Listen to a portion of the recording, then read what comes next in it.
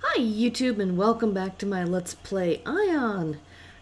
Okay, so we are finally done with Balsfelt Village and I am running Slunedru to the next area where there's going to be some quests. And along the way she's kind of exploring a little bit. I tend to, especially in areas that I either haven't been in or haven't been in for a very long time.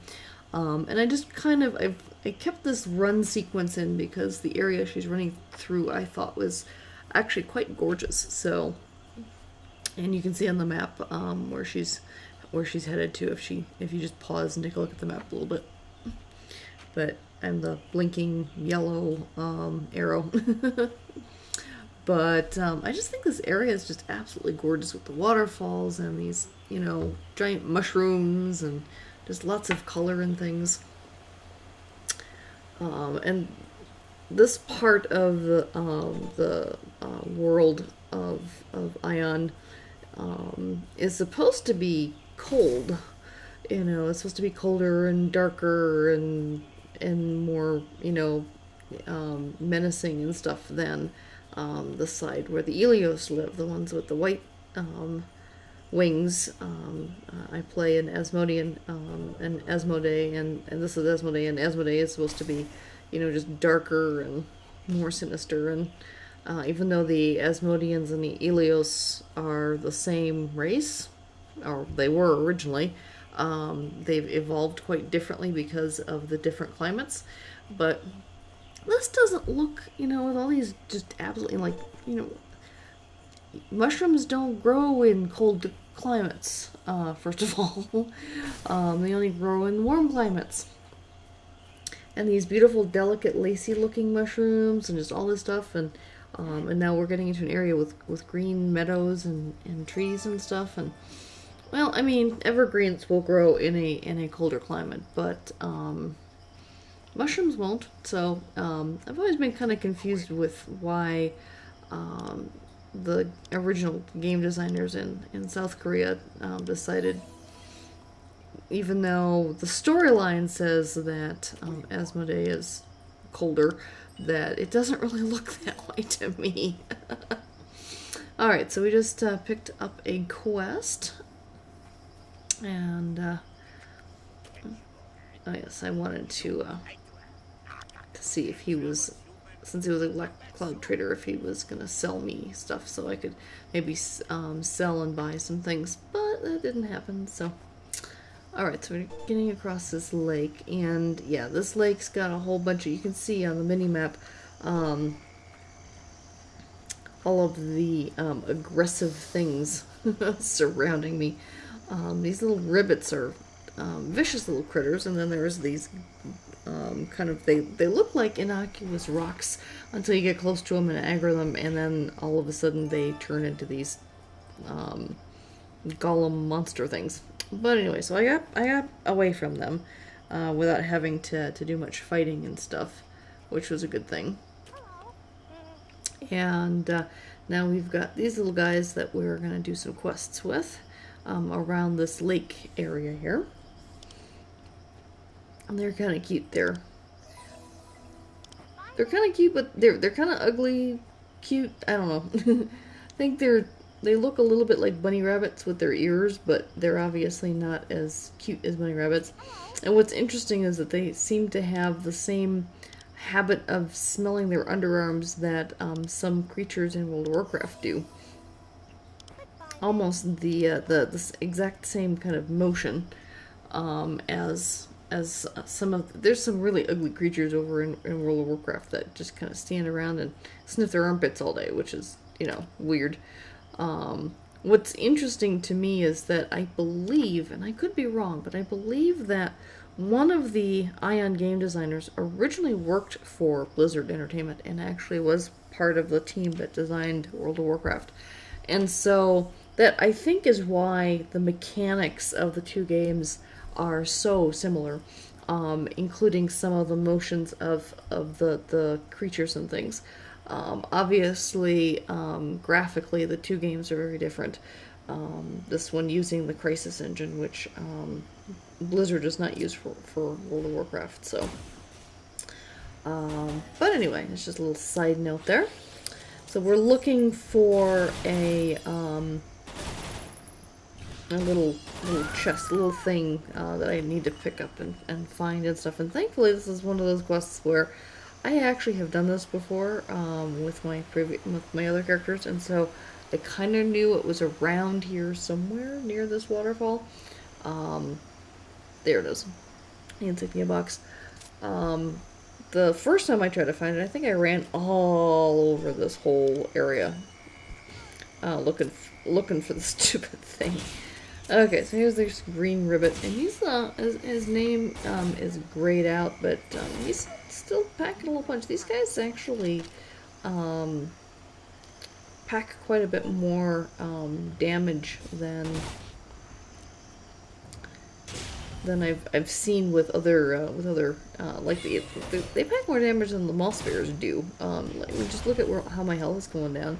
Yeah, even this thing, even though they're either gray or off-white in color, so they're, you know, either well, they're below my level, because if they were green, they'd be, I think they'd be, no, actually they don't have green, do they? That's a wild thing, I think. But anyway, the green is basically anything I can't attack, but off-white to gray is either my level or lower, in terms of what I can attack and stuff. And these guys pack a little bit more of a punch than other things I've seen in the game up to this point. And I remember, I think the first time I quested here with my previous characters, I do remember dying quite a few times. I'm leveling up faster since this is a fast track server, so I'm not. I'm probably a higher level, so I'm level 18 now. I think the first time I hit this area with my other character I was like level 15, or maybe even as low as 14, I'm not sure. And so the creatures were more of a dark yellow to orange color, and yeah, they kicked my butt. So at least I'm a higher level, and so I can handle these guys better. But it also tells me that I made the right choice in coming this way for questing first, and not going to the other side of the Asgard fortress, just because I remember that other area being even more difficult. So I think this was the right direction to go in first.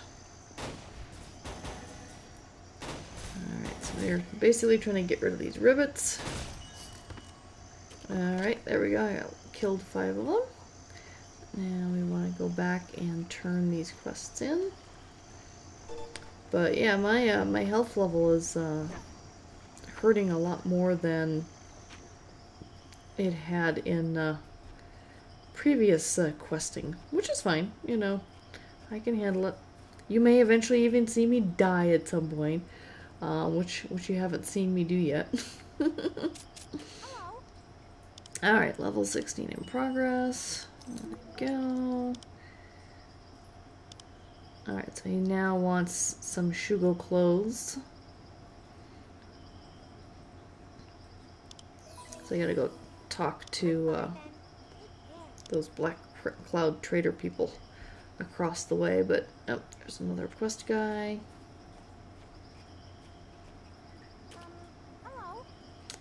Alrighty.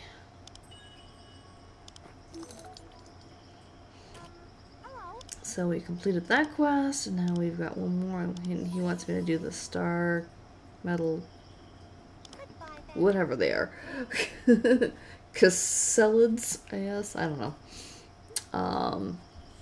Okay, and there's this guy too. So these are like these 3 are like the only 3 left in the village or something like that. Alright, so that's done. So I still need to get these star guys, these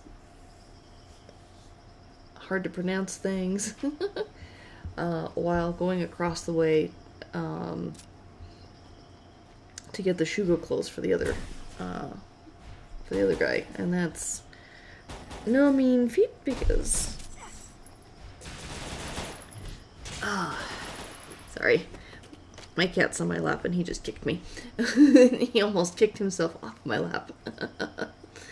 Anyway, so yeah, just need to get back across the lake, which means I'm gonna have to deal with more of those ribbits. That's my fault. I didn't see this quest giver earlier. Otherwise, I could have taken these guys out along with the ribbits when I had the chance. But yeah, I need to use a bandage here because my health keeps getting too low. And if I have to deal with these ribbits and angulums and stuff, there we go. I decided I was going to try and glide my way across. Since I can't fly in this area, this is not a flight allowed area.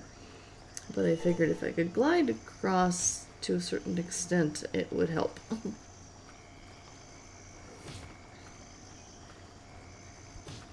Silly ribbits. And there's another angulum. Trying to avoid that guy. That ribbit, though, he's just not giving up on me.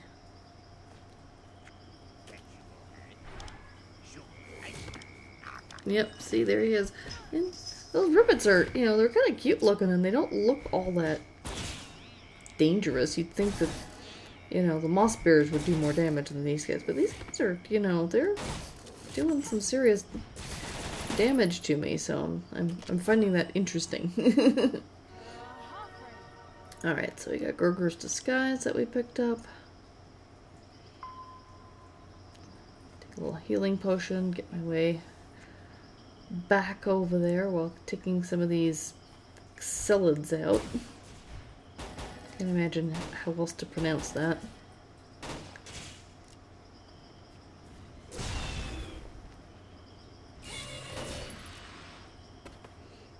I almost wonder if these particular creatures aren't modeled after some kind of Pokemon or something. I mean, I've never been into Pokemon, so I apologize for anyone who's watching who happens to be like a rabid Pokemon fan, but never quite got into it. Not the cartoon or the games. And I don't even know like which came first, the games or the cartoons. Sure, you fans out there probably know, and you know, if you do, you can always tell me in the comments below. But yeah, I never liked those types of anime. The Pokemon anime, Dragon Ball Z, they just seemed a little too childish to me. You know, basically I didn't get it. Same thing with this whole My Little Pony obsession that people have these days. I remember My Little Pony from the 80s. I know people say that it's completely new, it's completely different, it's so much better, blah blah blah blah blah. It's My Little Pony. It's cute little adorable plastic looking talking ponies with pink and purple hair. I don't know, it just it just doesn't appeal to me. And back when I was back when My Little Pony first came out back in the 80s, I was much more of a Rainbow Bright gal myself, personally. Oh yeah, I can't pick it up because my inventory's full. Darn it. But anyway, so yeah, I liked Rainbow Bright, I liked Strawberry Shortcake. But I was like, I don't know, 10 at the time. But even back then I didn't like My Little Pony. Or the Care Bears. But that was getting a little silly too. Not that Strawberry Shortcake and Rainbow Bright weren't silly as well, but I don't know. They just appealed to me more.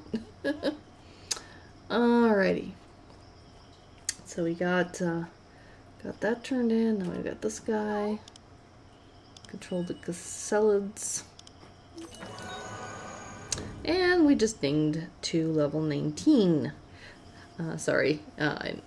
For those of you who are not familiar with the lingo, typically when you hit a new level, you go ding! Yes, I am a geek. Okay, so now I'm just kind of checking out the quest lists and stuff, and I even picked up at least one that's orange.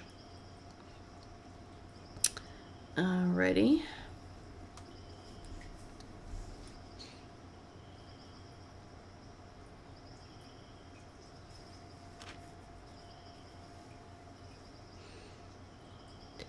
I always try and keep my quests, because you can only track so many quests in the quest tracker on the side, and if it gets too full of quests that I'm either not really interested in tracking, or, you know, like I'm doing them, but I'm not, you know, they're kind of passive, or, you know, like the Monostones one where they just kind of drop as you're playing, and I'll turn them in when I get around to it. So there's no point in having that in the quest tracker, so just kind of cleaning that up and keeping that so that I can actually track the quests that I need to track there. Alright, so we've got that turn figured out, so now we need to go and meet Gerger behind the waterfall. Even though he's still there, but he's also behind the waterfall. Not quite sure how that's supposed to work.